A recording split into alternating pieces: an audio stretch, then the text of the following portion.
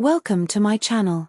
Kindly subscribe to my channel. Thanks for listening to more of my video. In today's video we are going to talk about how my manager fired me, and the next day the CEO knocked on my door. It all started with a Tuesday. Not just any Tuesday, the kind of Tuesday that seems ordinary in the morning, yet by the afternoon, the world as you know it collapses under your feet. I was at my desk, sipping lukewarm coffee, scrolling through emails, when my phone buzzed with a message from my manager.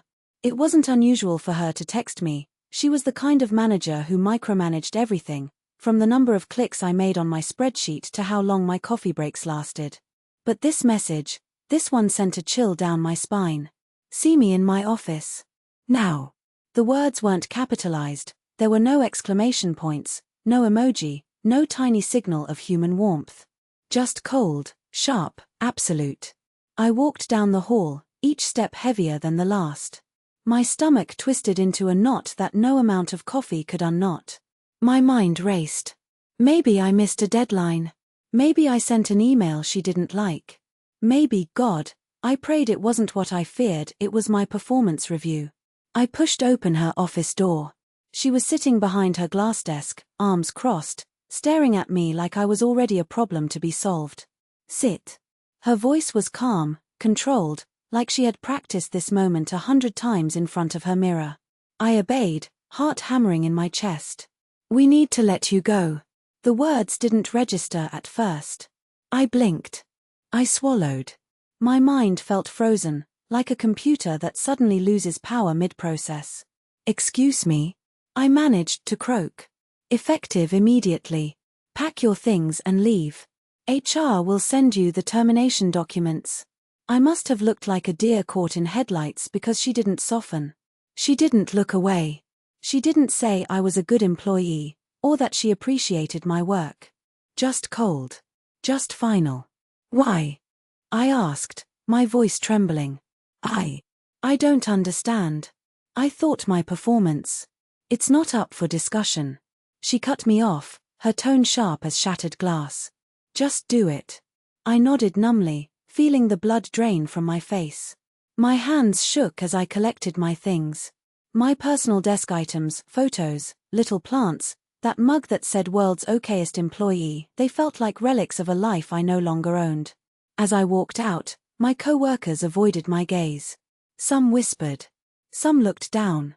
But no one reached out. Not even the few I thought were friends.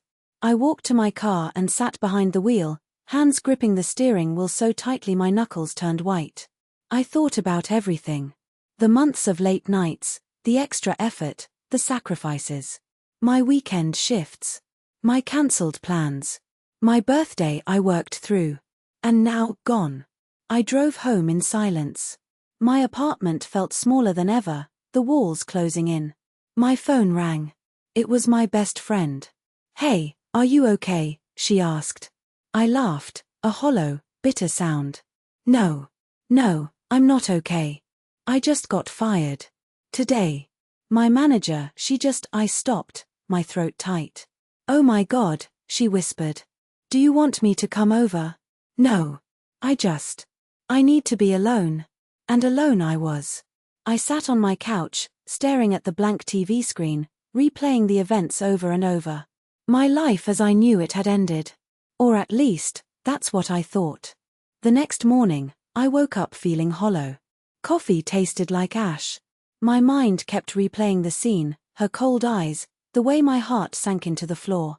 I had nowhere to go, nowhere to vent. I felt humiliated, betrayed, defeated. I decided, almost on autopilot, to make myself a cup of tea. Green tea. I had always loved green tea, the warmth, the smell, the ritual. Maybe it was silly, but I needed something comforting. I boiled water, watched the steam rise, and for a moment, I felt almost human again. Then there was a knock on my door. A knock so firm, so deliberate, it made me jump. I froze. Who could it be? Delivery? Friend? Landlord? I opened the door. And there he was. The CEO. Of my company. Standing there in a crisp suit, tie perfectly knotted, eyes sharp and curious. Hi, he said. His voice was calm, friendly, but with an edge that made you listen. I hope I'm not disturbing you. I blinked. No, not at all.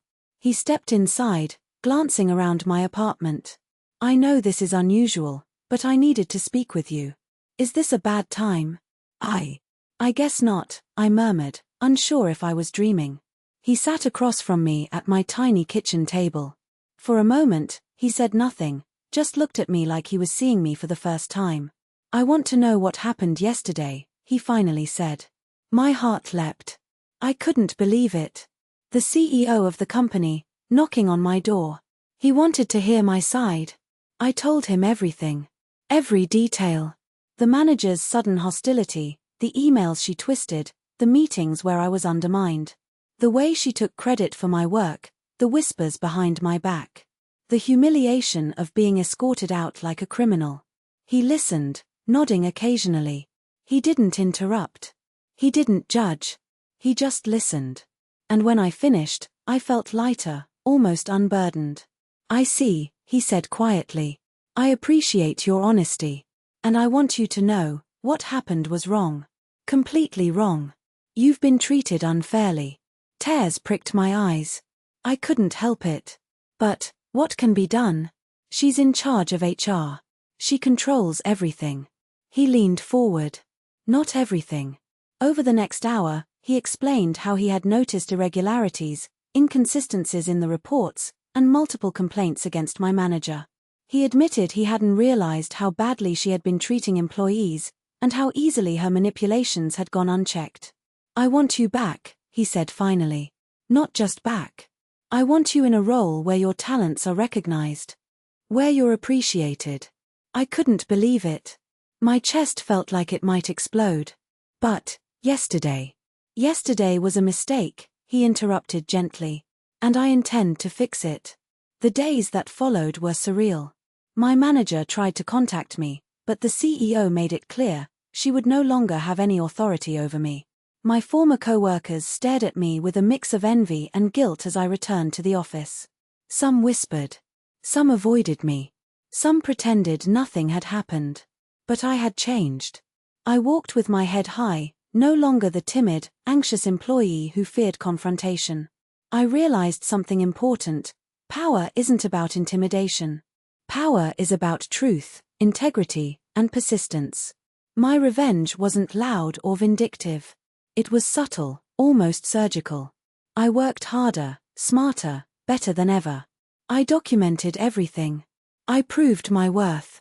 And every time my former manager tried to undermine me, she failed.